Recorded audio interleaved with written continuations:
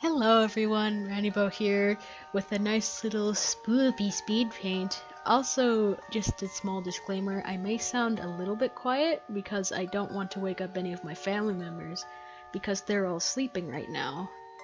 So just to let you know that is why I sound quiet. But on with the video.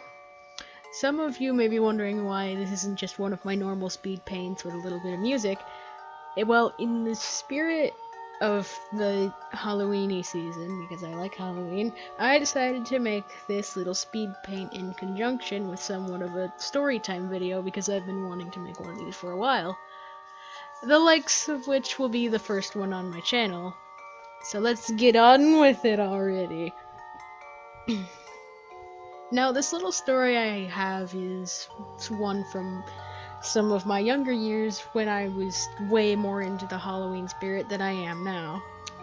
This isn't to say that I don't like Halloween anymore, but my excitement for it has definitely dulled down a bit ever since I stopped trick-or-treating about 2 years ago. So anyways, this goes back to when I was like a teensy-weensy little child who was just super into horror and Halloween stuff, all that, more than anyone else could be. So much so that I wanted to show just how brave I was by going into these surprisingly very well made haunted houses. And I say surprising considering that the area I lived in back at the time was very, very crummy looking.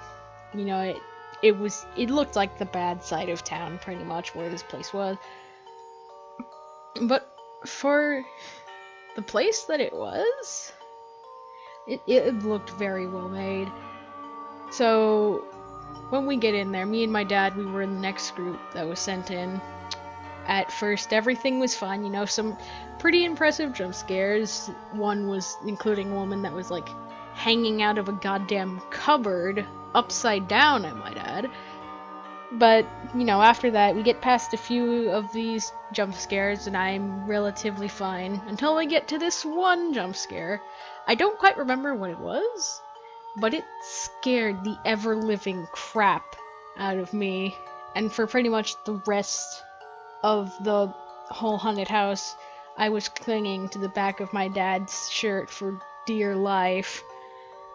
And after going through, like, this sea of upside down hanging body bags, one of which was moving and struggling like crazy. I don't know how the hell they did that. There couldn't have been like a person in the bag because they probably would have had blood rush to their head and maybe passed out. But either way, after we get past that, we come to what looks like an exit where it seems like a garage because there was a car there, and there was this guy revving a chainsaw as a way to try and like get us to go out. But for some reason my dad wouldn't budge because he was all mad about them having missed an opportunity to make the car start up to scare us even more because there was no one in the car.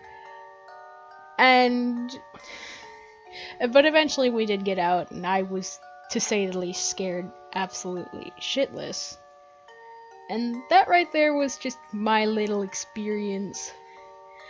Well, actually my first experience of ever being in a haunted house, and that probably made me never want to go in one again. And it pretty much did. I haven't been in any, like, good haunted houses since. So I do hope that you guys enjoyed that little story. Please let me know if you would like to see me do more of these types of videos, and I will consider it. That's all for now, and I'll see you in the next one. So, bye-bye for now!